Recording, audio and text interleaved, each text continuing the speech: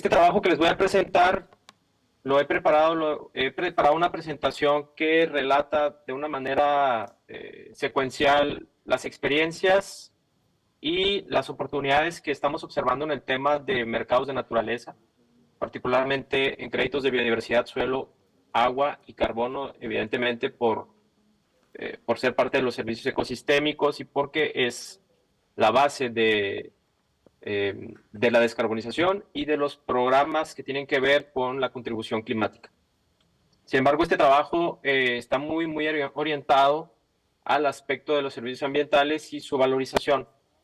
Hemos estado trabajando durante los últimos 5 años con diferentes empresas, organismos, desarrolladores de proyectos para desarrollar un protocolo, un estándar de certificación de créditos de impacto positivo en la naturaleza, alineados a las estrategias de lucha contra el cambio climático, pero sobre todo en la cuestión de la financiación, el financiamiento de la conservación y la restauración ecológica. Porque la problemática que tratamos de atender es cómo lograr que los recursos económicos y financieros lleguen a la acción climática efectiva y a la conservación de la biodiversidad. Y bueno, las cosas se han ido alineando y nosotros nos hemos ido alineando también a las tendencias y a las directivas, a las iniciativas globales. Sabemos hoy que en el contexto global, el financiamiento para la biodiversidad o el financiamiento para actividades positivas para la naturaleza es muy bajo con respecto al financiamiento de las actividades que degradan la naturaleza. Y ahí es donde empieza nuestra problemática y el enfoque que nosotros hemos adoptado. ¿Cómo lograr equilibrar esta brecha entre los recursos que llegan de manera efectiva a la conservación, a la restauración, contra los recursos que se destinan de manera muy acelerada en actividades que de manera voluntaria o involuntaria degradan los ecosistemas y la naturaleza? Es una pregunta muy importante, muy fundamental, y tiene que haber mecanismos que permitan reducir esta brecha. Sin embargo, no es una realidad. Hoy en día es complejo para la gente que trabaja en programas de restauración, de recuperación, de conservación. Siempre el acceso a los recursos financieros para los proyectos es un grave problema. Y entonces queda como herramienta el mercado del carbono y particularmente el mercado voluntario del carbono, que es una herramienta efectiva, ha demostrado efectividad, ha demostrado que es un impulsor de buenas prácticas. Sin embargo, también ha estado sujeto a controversias, no necesariamente ligadas al mismo, al enfoque del programa, sino al uso muchas veces de lo que es el mercado del carbono, porque hay tensiones importantes en el mercado, ¿no? Entonces podemos decir que de los recursos globales que se destinan para la economía, para las actividades económicas, solamente el 2.8% terminan financiando un proyecto, ¿no? Estamos hablando de 200 billones de dólares al año que se destinan aproximadamente en actividades que son positivas o que tienen impactos indirectos de manera positiva o indirectos positivos en la naturaleza, contra 7 trillones de dólares que se destinan a actividades negativas o que degradan la naturaleza. Ese es un problema grave porque además de la degradación ambiental, ecológica y de los ecosistemas, la pérdida de especies, la erosión de la biodiversidad, la aceleración del cambio climático, todas estas problemáticas que están relacionadas, pues hay un tema fundamental para las sociedades, que es que el 50% del PIB mundial depende directamente de los servicios ecosistémicos. Pero el otro 50% depende de manera indirecta de los servicios ecosistémicos. Y eso no siempre está sobre la mesa y no siempre está tan claro y no siempre está visible para todos, ¿no?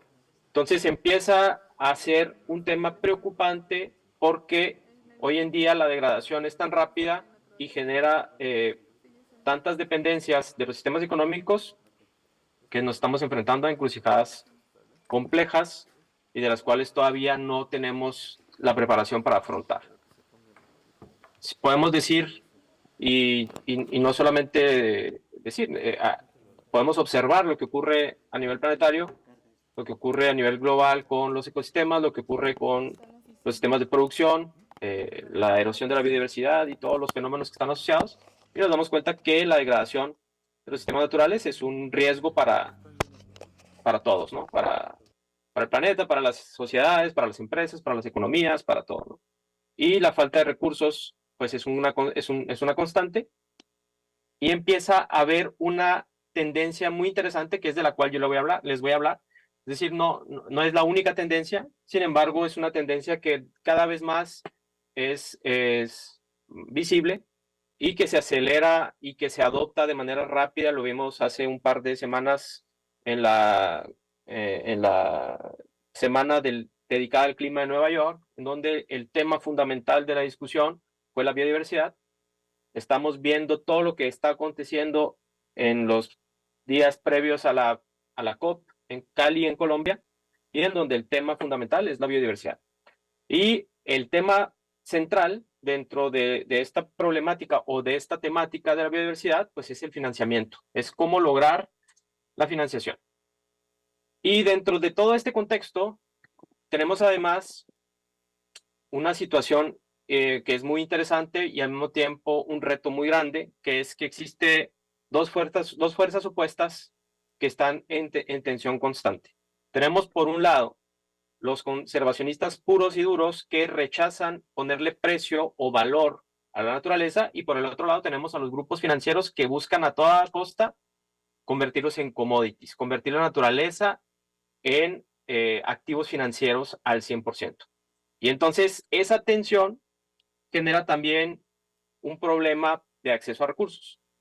Y lo que nosotros estamos buscando desde hace el tiempo que tenemos trabajando en este programa es encontrar un punto medio, encontrarse un puente en donde podamos convertirnos en una herramienta, en una plataforma para reducir esta tensión y encontrar el punto de equilibrio entre utilizar el capital y los recursos financieros para financiar la conservación, pero sin que la naturaleza pierda sus valores intrínsecos. Y entonces convertir más bien la naturaleza en activos naturales que sean valorizables y que puedan ser invertibles o investibles o que puedan ser financiados de alguna manera y que se puedan convertir en una herramienta de generar valor, pero al mismo tiempo generar regeneración y beneficios ecológicos que sean cuantificables. Se piensa o se estima que la naturaleza se va a convertir en una herramienta en sí misma para que las empresas la adopten dentro de sus cadenas de valor. Y esto tiene una base sólida y tiene un enfoque y se está llevando la economía hacia allá. Se está hablando de que tenemos que lograr la contabilidad del capital natural dentro de la economía de manera global. Y para ello, en marzo del 2021, la Comisión de Estadística de Naciones Unidas ha determinado a través de una nueva norma, de un nuevo estándar, que la naturaleza se encuentra al mismo nivel de los activos económicos o de los activos financieros. De esta manera se convierte la naturaleza en un activo que tiene valor por sí mismo y que empiezan a emerger algunas cosas muy interesantes. No sé si han visto, por ejemplo, lo que ocurre con algunas grandes corporaciones que están comprando bosques, que están comprando activos naturales y que los están declarando de manera general. Y es que eso forma parte de lo que está ocurriendo y para ello se requieren herramientas. Entonces, contabilizar el capital natural dentro de los activos de las empresas es una estrategia que va a permitir financiar la naturaleza. Obviamente, en todo esto hay riesgos y también voy a hablar de ello, pero hablando de las cosas muy positivas es que se empieza a poner a un nivel muy importante el estado de los ecosistemas y los servicios que estos proveen desde el punto de vista económico y financiero. Hay algunos conceptos que son muy importantes de recordar y que son básicos para esto que ocurre dentro de los mercados de naturaleza, y es la distinción entre recurso natural, capital natural y activos naturales. Un recurso natural corresponde a todos los elementos físicos existentes, como la naturaleza, dentro de la naturaleza, como el agua, el suelo, los minerales, todo lo que podemos aprovechar, un árbol, el bosque, las fuentes de materias primas, y que tienen un valor cuando se extraen, cuando se aprovechan. El capital natural representa todo el stock de estos recursos que generan un servicio y que generan un banco de servicios, que generan de alguna manera alguna función y se obtienen un valor de ellos igualmente cuando se calcula el potencial de ese valor, ¿no? De alguna manera estamos hablando de valores potenciales que están asociados ahí. Y los activos naturales son aquellos activos que por sí mismos tienen un valor financiero tangible derivado de estos recursos. Por ejemplo, una tonelada de carbono convertida en un crédito de carbono. Eso ya estamos hablando de un activo. Un crédito de agua que corresponde a una cantidad de agua infiltrada y que fue cuantificada y que fue valorizada desde la perspectiva financiera o desde la perspectiva de su valor de intercambio. Y entonces esto le confiere un valor podemos tener perfectamente el dueño de un terreno que es dueño del capital natural y una empresa que es dueña del activo natural y sin tener propiedad en el terreno, por ejemplo. Que eso es algo muy interesante porque empieza a ocurrir y las empresas pueden tener el valor, el derecho del activo natural, mientras que los propietarios de las tierras tienen el derecho sobre el capital y el recurso natural, y de esta manera lograr un equilibrio entre el uso de los recursos naturales y la financiación de los recursos naturales de manera sostenible para que las empresas también asuman una transformación dentro de sus cadenas de valor. ¿Cuál es la situación? Pues que efectivamente para que todo esto empiece a tener forma y que se empiece a generar de manera sistemática, pues es que se tienen que generar esos mecanismos, ¿no? Hasta hoy tenemos, como mencioné hace un momento, los mercados de carbono, que tienen por objetivo internalizar el costo ambiental de la producción de los bienes y de los servicios y se van midiendo o trasladando en función de lo que le llamamos los alcances de la huella de carbono. El alcance 1, el alcance 2 y el alcance 3 y el alcance 4, que son los que están hoy en la mesa de la discusión y que son en algunos casos o dependiendo dependiendo de los servicios, dependiendo de los sectores y dependiendo del tamaño de las empresas, puede ser obligatorio o no el tener compensadas, medidas y reportadas esas emisiones, ¿no? Por ejemplo, el alcance 1 corresponde a las emisiones directas para la producción de bienes y servicios de una empresa. El alcance 2 corresponde a las emisiones generadas durante el abastecimiento de energía o el uso de energía para la producción de los bienes y servicios. El alcance 3 corresponde a toda la cadena de suministros, a la cadena de valor de la empresa, a la venta, a toda la parte de transporte, la más compleja incluso de medir. Y el alcance 4, que es recientemente incluido o recientemente se habla más de él, vamos a decir, es el que tiene que ver con el ciclo de vida de los productos y de los bienes y de los servicios y que también se agregan a la cadena de valor. Pero entonces, lo que ocurre es que en la cadena de carbono o en el mercado del carbono y en todos los mecanismos de compensación relacionados con el carbono, lo que va pasando es que se va transfiriendo de alguna manera al usuario final la responsabilidad de la compensación en muchos de los casos, no en todos los casos, pero sí en muchos de los casos. Entonces se va internalizando el costo de alguna manera, tanto para el usuario como para el productor. Mientras que los mercados de naturaleza lo que buscan es transformar la cadena de valor, generando una economía regenerativa y una economía que financie la regeneración y la restauración. Entonces estamos hablando de dos mecanismos que son diferentes en sus enfoques. Por un lado tenemos un mercado de carbono que lo que busca es generar incentivos para la reducción de la energía y el consumo y la transformación energética, vamos a decir, y reducir las emisiones al costo que sea y de la forma que se dé. Y entonces podemos tener, por ejemplo, un programa de compensación de carbono con reforestaciones, pero puede ser cualquier tipo de reforestación, vamos a decir un monocultivo, o hay incluso algunos que están utilizando el bambú porque crece muy rápido y entonces generar muchos créditos de bambú y entonces generar un mecanismo de compensación que sí efectivo en el tema de carbono, pero que no toma en cuenta para nada la biodiversidad, por ejemplo. Y entonces ahí tenemos una situación que resolver.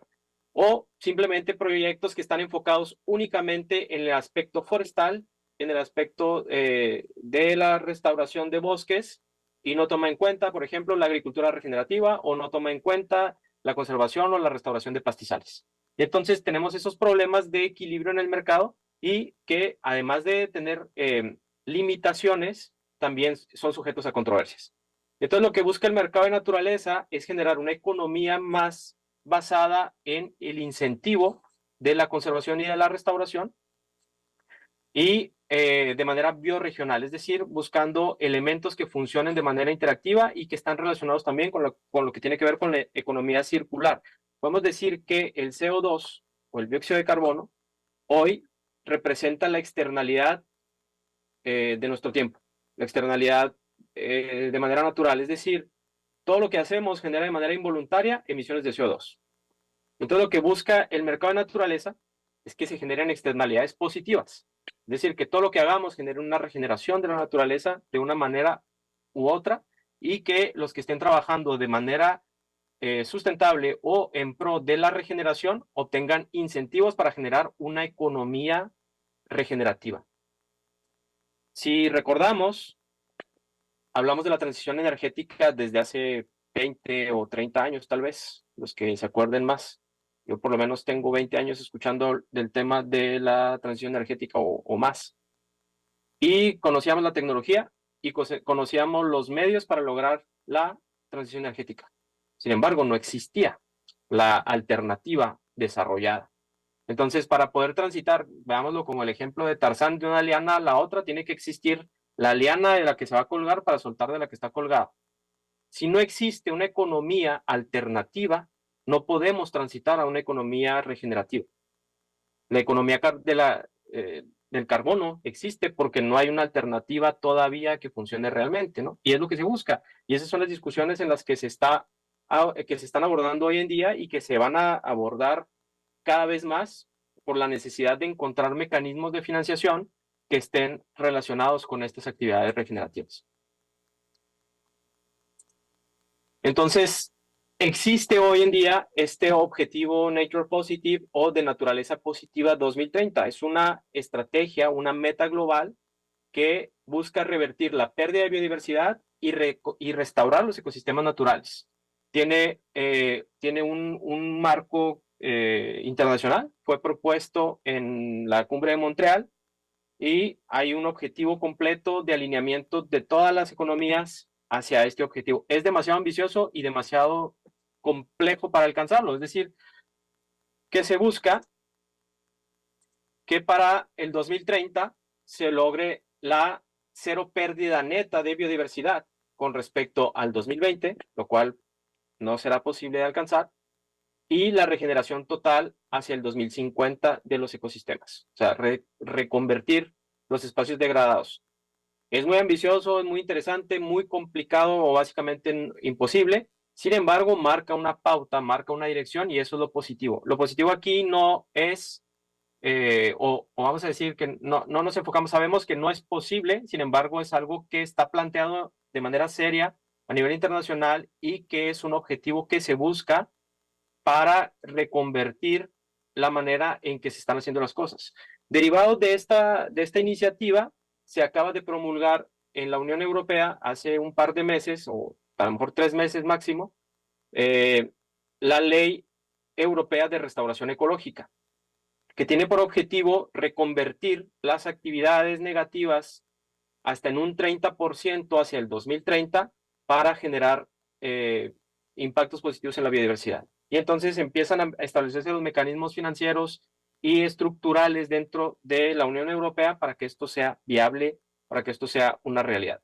Entonces todo esto es vamos a decir, es la antesala de lo que está ocurriendo con los mercados, porque el sector gubernamental no va a poder solo lograr los objetivos que están planteando y al ritmo en el que se requieren. Esto no es solamente una ambición, esto es una necesidad. Es decir, es que ya llegamos a un punto en la degradación ecológica del planeta que los sistemas de producción, la seguridad agroalimentaria, la conservación de la biodiversidad, la aceleración del cambio climático y todos los fenómenos asociados al cambio climático están tomando una magnitud tan importante que es crucial que se logren cambios fundamentales dentro de los modelos económicos.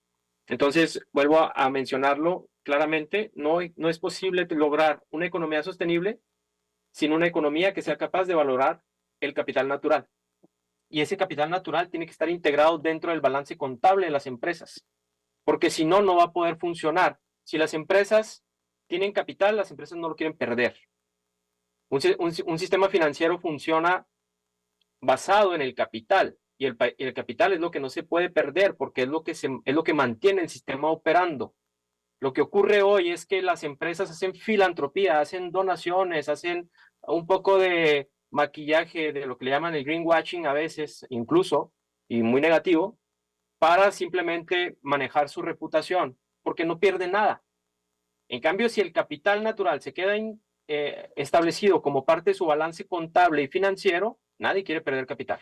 Y ahí las cosas pueden cambiar. Y esa es la apuesta a la que se está buscando con la economía regenerativa, las finanzas biorregionales, las finanzas regenerativas y lo que nosotros proponemos como valoración de activos naturales. El mercado del carbono, como mencioné ya, es un mecanismo que funciona, es un mecanismo que ha demostrado que ayuda primero a la descarbonización.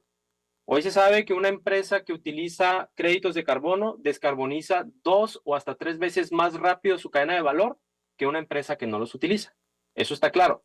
Pero el problema es que no todas las empresas lo utilizan y la manera en que se utiliza el mercado del carbono no siempre tiene un impacto positivo en la biodiversidad. Ese es un tema. Entonces, es un mercado que funciona, pero funciona de manera limitada y entonces tenemos que generar nuevas estrategias y nuevas herramientas. El otro problema es que está muy enfocado al sistema financiero únicamente. Si recordamos la imagen de la liga de las tensiones, pues está muy cargado hacia convertir todo en commodities y entonces por eso los créditos tienen un valor especulativo y ese valor especulativo tiene también muchas controversias y genera ciertas limitaciones para financiar los proyectos más importantes. Entonces ahí tenemos esa situación. Entonces podemos decir que el problema de la falta de transparencia, muchas veces problemas de verificación, dificultan que los créditos de carbono representen reducciones de emisiones sustanciales o sustantivas y que financien una cantidad de proyectos suficiente. El otro problema es que no hay un enfoque total en la biodiversidad, es decir, que hoy en día los proyectos de carbono consideran la biodiversidad un co-beneficio, cuando debería de ser al revés. Es el estado de la biodiversidad que permite que existen ciertas funciones y la consecuencia es una captura de carbono, ¿no? Así es como nosotros lo queremos plantear y así es como se está planteando dentro de este nuevo mercado de naturaleza, es decir, el cobeneficio es la captura de carbono, el beneficio es la biodiversidad estable, es una biodiversidad, bueno, estable entre comillas, para los puristas van a decir que no existe la biodiversidad estable y estoy de acuerdo, pero permítame por favor el uso de este término solo para fines didácticos. Necesitamos que el estado de los ecosistemas se encuentre de una manera óptima para generar las funciones ecológicas que brindan los servicios ambientales o las funciones ecológicas que nosotros llamamos servicios. En el caso de los créditos de carbono, muchas veces son frecuentemente mal interpretados. Se utilizan como si fueran derechos a contaminar, cuando en realidad lo que son cuotas o límites de emisión. Y entonces ese tipo de créditos se convierten en una mera transacción y en una herramienta únicamente financiera. Entonces, esos temas están dentro del mercado del carbono, son realidades que no se pueden obviar, que no se pueden emitir. No se critica el mercado del carbono, yo no critico el mercado del carbono, al contrario, estoy muy de acuerdo con el mercado del carbono, sin embargo, reconozco que hay ciertas limitaciones que hay que poner atención para que funcione mejor. Y hablamos de que los créditos de carbono muy a menudo se utilizan como un gasto reputacional. El 85% de las empresas a nivel global que han utilizado o que declaran utilizar los créditos de carbono los utilizan únicamente con fines de compensación. Lo que quiere decir que no están utilizándolos para transformar el valor de sus empresas a través de los activos naturales, ni tampoco los están registrando como parte de su capital. Sin embargo, hay un 15% a nivel global que empieza a trabajar con activos naturales, lo cual es ya una muy buena noticia y eso nos permite ver que hay un un enfoque diferente y que avanzamos en esa dirección, en una nueva herramienta. El mercado de naturaleza, por su parte, representa una oportunidad porque de alguna manera mejora la transparencia porque está enfocado a el uso de herramientas tecnológicas para evitar la doble contabilidad, la doble venta, la sobreemisión de créditos, el monitoreo digital de los proyectos, etcétera. Cosas que han sido aprendizajes dentro del mercado del carbono y que han permitido obtener una herramienta más robusta para el seguimiento, la validez y la transparencia de los proyectos. La otra solución, perdón, o el otro elemento dentro de este mercado es que los créditos de naturaleza no se enfocan solamente en el carbono, sino que se enfocan en todo el conjunto de condiciones ecológicas y hablamos más bien de resultados. En inglés les llaman ecological outcomes, es decir, beneficios verificados, más que únicamente en el tema del carbono. Y el tema más fundamental o el más importante es que, como mencioné hace un momento, a menudo los créditos de carbono se utilizan como permisos o cuotas de emisión de CO2 o de emisiones, y los créditos de naturaleza representan regeneración de ecosistemas. Y entonces nos llevan a una parte de la cadena que es diferente, que es la contribución y que es la regeneración. Entonces el mercado, además de financiar la conservación y la restauración, tiene también una serie de incentivos para que la gestión sea sustentable y que haya una transición verdaderamente a una economía regenerativa. Es decir, que la gente que trabaja de manera formal y seria en la conservación y restauración esté dentro de una cadena de valor y que no sea hoy el donativo o que el incentivo sea solamente el incremento de la producción, que está muy bien, que está perfecto que el incentivo para conservar sea beneficiar el sistema de producción. Sin embargo, que si alguien quiere hacer un aprovechamiento de los activos naturales y no de los recursos naturales, también tenga una opción. Eso es lo que se está buscando hoy en día con este mercado. Entonces, el impacto de los créditos de impacto positivo como herramienta, pues va a ser bastante amplio en los próximos años. Se espera que para el 2030 el mercado crezca de manera sustancial, incluyendo los créditos de biodiversidad como un activo financiero. Eso es el siguiente paso. Estamos hablando de que empezamos con el mercado del carbono. Hoy ya existe una alianza global para la definición de créditos de biodiversidad que está trabajando activamente para que sean reconocidos estos créditos dentro de todos los procesos de reporte extrafinanciero en las empresas. Ahora, en un momento voy a hablar del tema, pero es un punto muy importante, que no solamente se hable de las acciones positivas desde el punto de vista ambiental y social, como se ha hecho durante muchos años, sino que se integre la biodiversidad dentro de la cadena de valor y dentro del reporte extrafinanciero. Y eso tiene impacto en las empresas que cotizan en bolsa. La Bolsa Mexicana de Valores ya está evaluando el desempeño ambiental como un elemento muy importante para la valoración de las acciones de las empresas. Entonces, esto permite atraer inversión a gran escala, lo que nunca ha ocurrido en el mercado o en el ambiente de la conservación. Siempre está, como lo he mencionado, las cifras son claras y solamente estamos hablando de donaciones, de filantropía, un poco las migajas, porque no hay un incentivo de inversión a gran escala. Entonces, el mercado de naturaleza lo que promueve es que haya esta apertura a la inversión y que se genere mayor flujo de capital hacia los proyectos de conservación de la biodiversidad, facilitar el financiamiento y generar iniciativas regenerativas a gran escala. Hoy en día, lo que les decía hace unos momentos, el impacto de los créditos dentro de una empresa es bastante importante. La reducción de los riesgos y la mejora del perfil ESG, que es un tema de evaluación financiera hoy para las empresas que cotizan en bolsa, es muy importante. Hay un estudio realizado por la Universidad Autónoma de Nuevo León en 2022 que encontró que las empresas que cotizan en Bolsa Mexicana de Valores y que están calificadas de manera positiva dentro de su desempeño ambiental tienen una reducción de costo del capital del 20%, lo que es enorme para una empresa que cotiza en Bolsa de Valores. Esto quiere decir que tienen una reducción de hasta 2.3 puntos porcentuales en tasas de interés y en preferencia de crédito.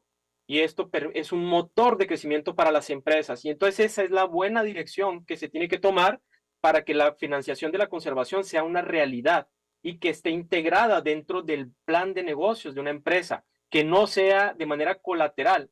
A mí me tocó trabajar en 2015 en el programa de rescate de flora y fauna de un gasoducto de una empresa internacional, y cuando me tocó negociar el contrato, a mí me lo dijo claramente el ingeniero que estaba encargado de la obra y me dejó marcado: está bien lo que vas a hacer, es tu programa de rescate, perfecto, a mí lo único que me interesa es enterrar el tubo, tu servicio es colateral, es solamente reputacional, y para que los permisos de impacto ambiental no me detengan la obra, porque tener la maquinaria parada cuesta mucho dinero. Claro, clarísimo. Entonces, eso cambia mucho mis perspectivas cuando veo que las empresas que tienen un desempeño ambiental real y positivo tienen un incentivo financiero, porque entonces ya no va a ser un servicio colateral y ya no va a ser solamente una necesidad reputacional o una necesidad reglamentaria, sino que el mantener el buen estado de un ecosistema va a generarles rendimientos económicos a ellos, pero también generar un bienestar de manera más general. Es otra estrategia, es otra manera de ver las cosas.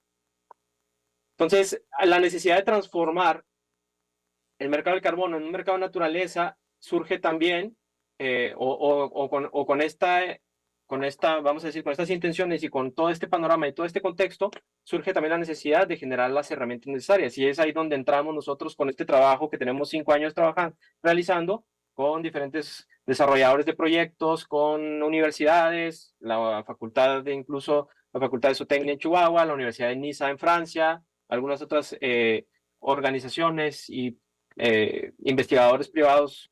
No mencionaría porque no podría mencionarlos a todos, pero de alguna manera hemos construido un protocolo que hoy permite convertir en una realidad esta cuantificación de activos naturales. Este protocolo Assets on Chain Protocol, que es un estándar que contiene metodologías independientes para cada tipo de servicio, convertirlo en activo natural. Todo el proceso de selección de los proyectos, los estándares necesarios para determinar las líneas base, las verificaciones, el acceso al financiamiento, la selección de validadores, verificadores, toda la parte tecnológica, porque además funciona con blockchain para evitar la doble contabilidad de los créditos y ser completamente transparente, que permita la validación a través de un sistema de bloques que es inviolable y que es inmutable, y que, bueno, confiere un cierto nivel de transparencia a este tipo de operaciones. De manera general, voy a decir por qué utilizamos el blockchain. Primero, por un tema de seguridad. Todas las transacciones se quedan registradas y no pueden ser ni modificadas ni borradas. Es completamente público y transparente. Todo el mundo puede saber en dónde se encuentran los créditos, quién los tiene, si los créditos fueron retirados, si los créditos están guardados en una billetera electrónica, etc. Hay una propiedad y una interoperabilidad, es decir, que no se requieren de intermediarios para que los créditos se puedan transferir entre pares.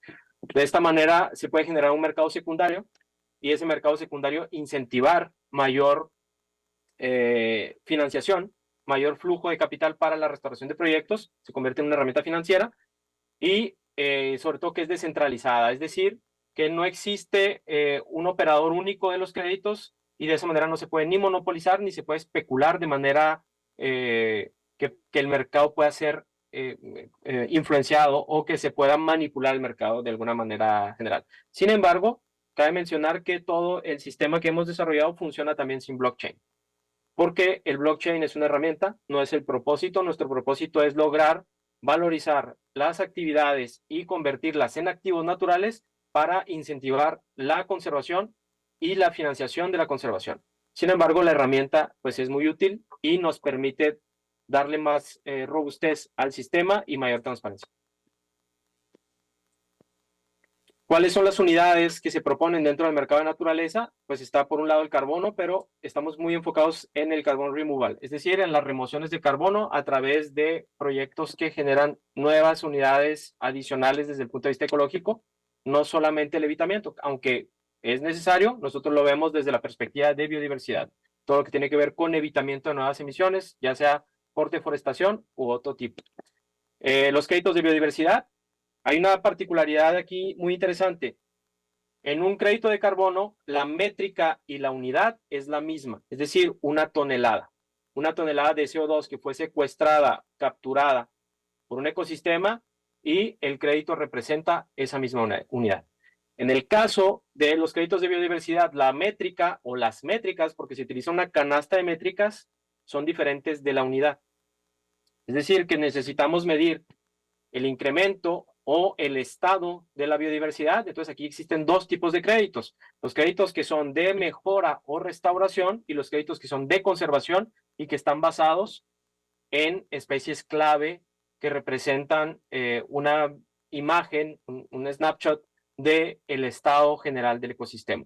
Y entonces la unidad son unidades en superficie. En este caso nosotros utilizamos de manera arbitraria 100 metros cuadrados, pero pueden ser 1000 metros cuadrados o pueden ser 1 hectárea, dependiendo de los propósitos del crédito también, y algo muy importante, de los costos de la elaboración del proyecto o de la realización del proyecto, porque ahí también es otro de los temas importantes.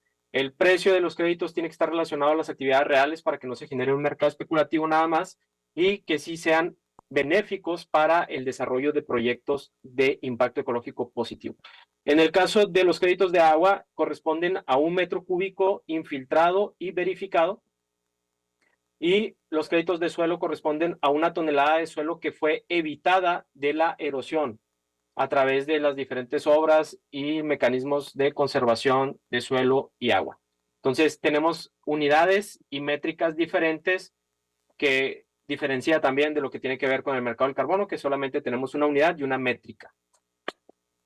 El mercado de naturaleza está generando mucha efervescencia a nivel internacional, y entonces existen muchas iniciativas que están desconectadas las unas de las otras, y entonces está generando pues muchas ofertas, muchas cosas distintas. Entonces, por eso surge este movimiento, el EBF, que es una especie de colectivo que está generando un lenguaje común para el mercado de la naturaleza, que está basado en principios y que genera un marco de referencia. Y el marco de referencia está relacionado con el agua, el suelo, la biodiversidad, la captura de carbono y la equidad. Es decir, que el beneficio sea compartido dentro de los participantes del mercado de naturaleza. El mercado de naturaleza también se encuentra alineado a las diferentes directivas de reporte extrafinanciero y de reporte organizacional, que tiene que ver con la responsabilidad social de las empresas y todos los alineamientos financieros estratégicos internacionales.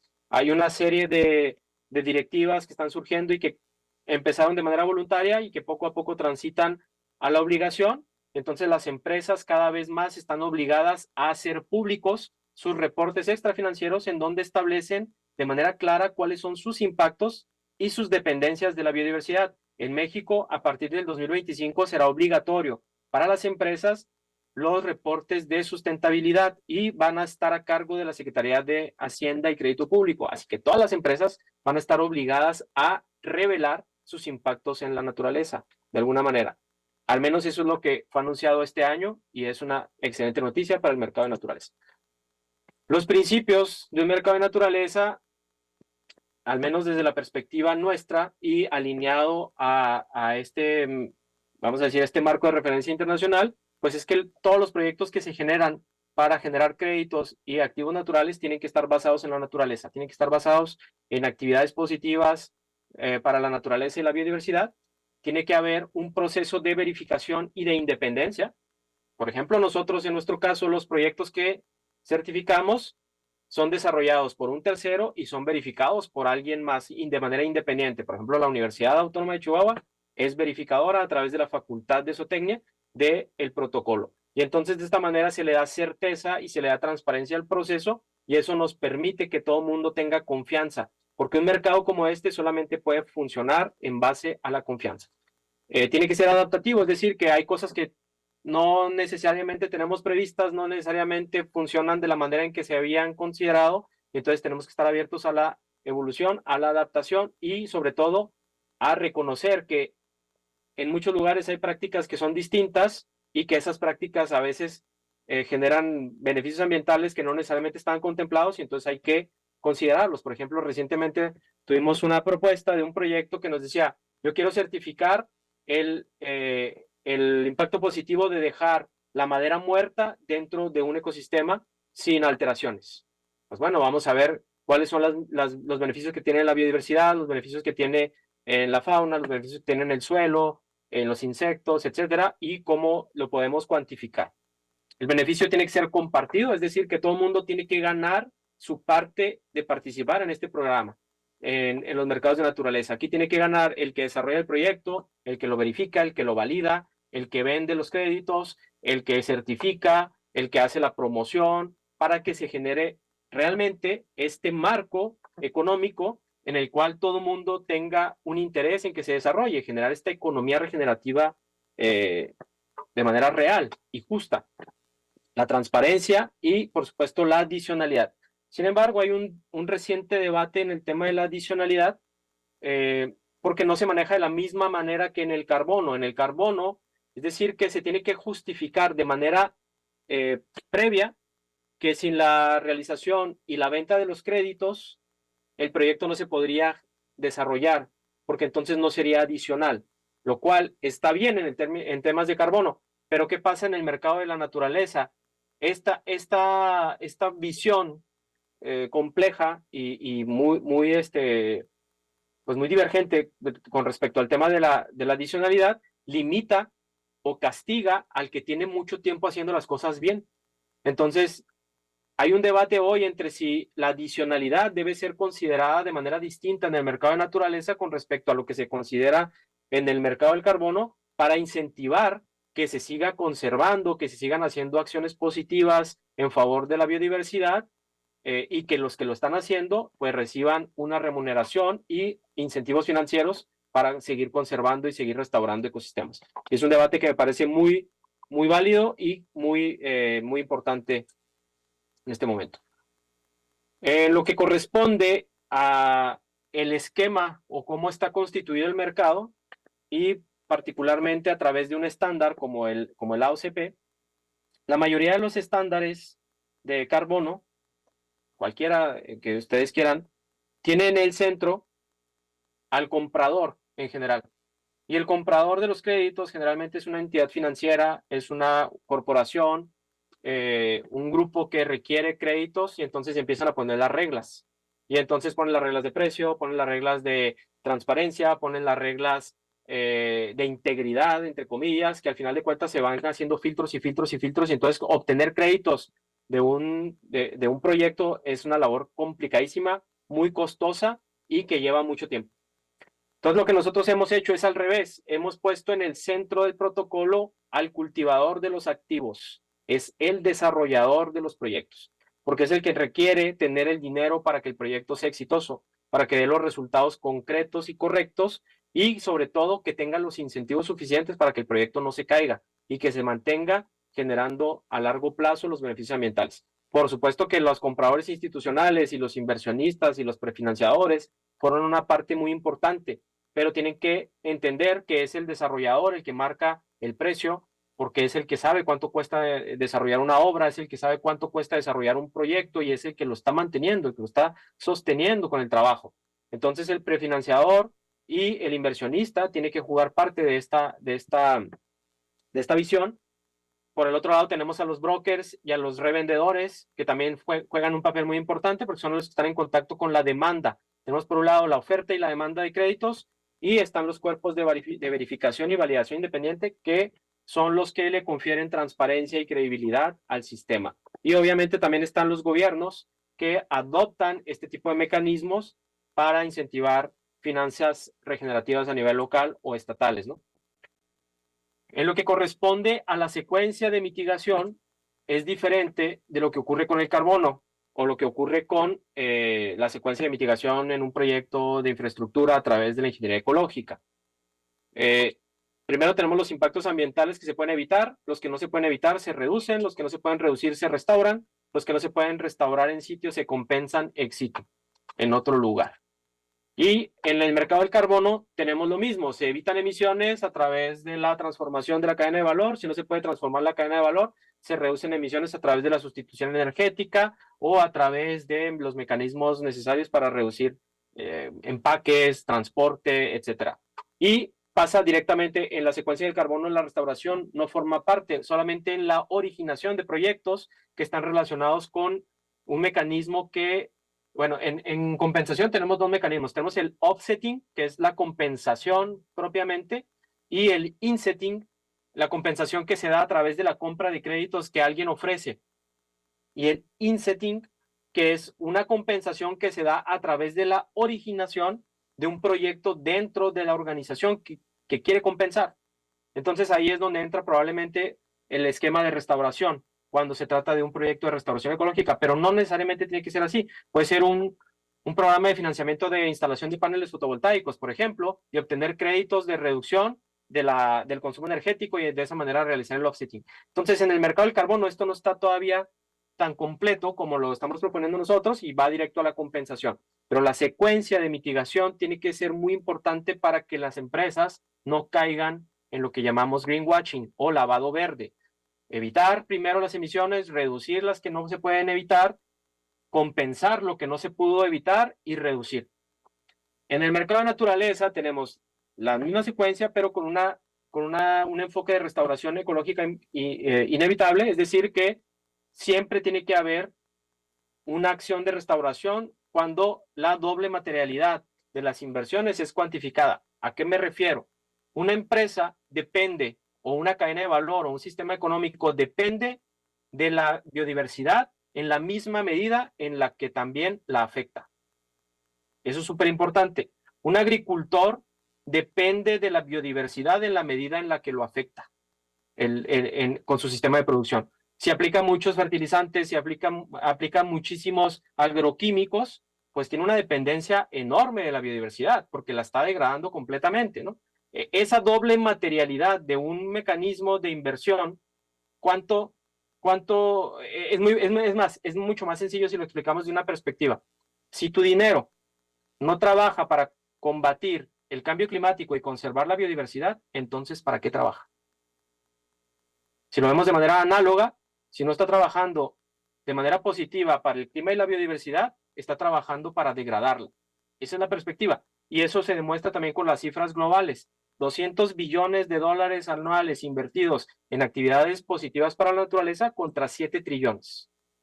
Entonces, en la secuencia de mitigación del mercado de naturaleza, vamos más allá de lo que exige la compensación y nos vamos a la contribución, es decir, los impactos positivos o las ganancias ecológicas o las ganancias en biodiversidad dentro de nuestro sistema de producción hasta llegar a la regeneración de zonas que fueron degradadas previamente y hasta la transformación de la cadena de valor, en donde la cadena de valor integra de manera secuencial todo el proceso y de manera ideal o el objetivo final es que la cadena de valor sea transformadora de una manera que genere una externalidad positiva a través de sus beneficios, es decir, que sea una cadena de valor positiva para el clima y para la biodiversidad. ¿Cuáles son los tipos de proyectos que entran dentro del mercado de naturaleza? Pues está el manejo forestal y silvopastoral, está la agricultura regenerativa y la restauración y conservación. Y ahí toda la infinidad de prácticas que se pueden generar dentro de una perspectiva incluyente o de un enfoque incluyente. Esto ya lo había presentado previamente en el esquema del estándar, pero de manera resumida tenemos un enfoque de desarrolladores, validadores, verificadores, brokers y traders o vendedores de los créditos y los compradores, que son los institucionales, que de alguna manera compran o precompran los créditos para prefinanciar los proyectos y de esta manera incentivar el mercado. Dentro del mercado de naturaleza es muy importante el monitoreo, reporte y verificación digital, en donde las técnicas de monitoreo utilizan imágenes satelitales, algoritmos de machine learning, inteligencia artificial, para mantener un reporte y un monitoreo continuo de lo que está ocurriendo con los proyectos y poder estar midiendo en tiempo real o semi-real lo que está ocurriendo dentro de las zonas restauradas, los proyectos, etc. Entonces, el uso de la tecnología, obviamente las técnicas de monitoreo y reporte remotas, pero también todo lo que tiene que ver con los sensores, los captores, los, eh, los medidores ultrasónicos, los captores acústicos, toda la tecnología suficiente para permitir que se generen datos en tiempo real o semirreal del estado de la biodiversidad y de los ecosistemas. Este paradigma o este nuevo enfoque que se está proponiendo y que algunos gobiernos ya están adoptando, en nuestro caso particular estamos trabajando con varios gobiernos del país, en México y en otros lugares, en Colombia y en África, pero particularmente ya tenemos el primer estado que va a lanzar la siguiente semana, o es esta semana, no, es mañana el primer mercado de naturaleza en México es el estado de Colima, con quien ya estamos listos para lanzarlo y donde los primeros proyectos van a estar alineados a la necesidad del gobierno estatal y que va a marcar la pauta para generar un programa estatal con visión al 2030, que de eso no incluye en la presentación, pero podemos platicar. Y el programa pues tiene un eje de financiación, un eje de colaboración con los gobiernos, por supuesto, y el eje más importante, que es la valoración de los activos para que se incentive este mercado. Para ir concluyendo, las tendencias que están ocurriendo en el mundo es que el 88% de los inversionistas actualmente exigen compromiso real con la naturaleza. No sé si han visto que algunos bancos a nivel internacional han declarado que no financiarán más proyectos de petróleo o que no financiarán más proyectos de infraestructura con una huella ecológica demasiado amplia o que no estén alineados al Acuerdo de París, que no tengan sus portafolios de inversión alineados al Acuerdo de París y que su trayectoria de calentamiento exceda el 1.5 grados, por ejemplo, ¿no? Entonces eso ya está ocurriendo, ya está ocurriendo sobre todo en los países europeos y es una tendencia que cada vez más es notable, sobre todo en las empresas internacionales y que cotizan en bolsa. Hasta un 20% de reducción de costo de capital. De manera general, las empresas que tienen un desempeño ambiental es una de las cosas que está ocurriendo. Hoy en día, las empresas tienen el incentivo de generar impactos positivos en la naturaleza porque tienen acceso a un mejor perfil crediticio y a una reducción de su deuda. Se espera que para el 2030 el mercado de naturaleza y el mercado de biodiversidad en particular llegue a los 10 billones de dólares, según las últimas previsiones. Hay que mencionar que recientemente se creó un organismo dentro de Dow Jones, que es una empresa que sigue los mercados financieros en bolsa en Inglaterra y en Nueva York, creo que también, no estoy muy seguro, sí, solamente en Inglaterra, seguro en Inglaterra, y que están ya incluyendo dentro de sus índices los créditos de biodiversidad como activos financieros. Entonces, eso ya también es una realidad que está ocurriendo en este momento. El desarrollo de los mercados digitales o tokenizados está acelerando de manera considerable este tipo de iniciativas y está generando nuevas oportunidades que no se identificaban y nuevos mercados con monedas locales y con algunas actividades de regeneración muy puntuales de manera global.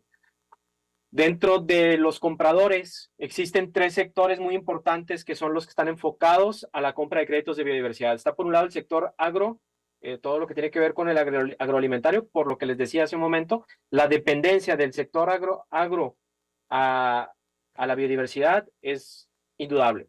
El otro sector es el sector de lujo y este tiene mucho que ver con todo lo que es la cosmética, los perfumes y toda este grupo de empresas que tienen una alta dependencia a la naturaleza también por todo el uso de esencias, especies y todo este asunto que aprovechan para poder realizar sus productos cosméticos. Y el tercer segmento, y es el que además compra más créditos, es el sector tecnológico. Los que están comprando la mayor cantidad de créditos, tanto de carbono como de biodiversidad, son las grandes empresas tecnológicas como Amazon, Microsoft, y estos grandes grupos tecnológicos que están operando a nivel global. Entonces, para llegar a una conclusión, el capital natural es el capital del futuro. Podemos decir que mientras los mercados de carbono están buscando corregir un problema ambiental específico a través de internalizar el costo ambiental, los mercados de naturaleza están redefiniendo la forma en que la economía va a promoverse en los próximos años y van a transformar de una manera más profunda y más integral tanto las empresas como las cadenas de valor que están relacionados a los sistemas económicos. Este cambio representa una verdadera oportunidad, sin embargo también tiene retos y tiene sus riesgos. Uno de los riesgos y las controversias o los desafíos potenciales es que la naturaleza se mercantilice. Y eso es muy delicado y es por ello que tiene que haber reglas muy claras, mecanismos muy robustos de verificación, de validación. Tiene que haber un enfoque central en la restauración y la regeneración y en la valoración y no nada más en el precio. Porque si nos enfocamos solamente en el precio, se convierte solamente en un commodity, en un activo que solamente tiene valor de intercambio y entonces pierde todo el valor. Y ese es un riesgo potencial, el cual tenemos que tener muy en cuenta para que este mercado sea exitoso y que genere los beneficios potenciales que tiene de transformar la economía y generar una economía regenerativa real. Y eso sería todo de mi parte. No sé si hay algún comentario o alguna duda. Muchas gracias.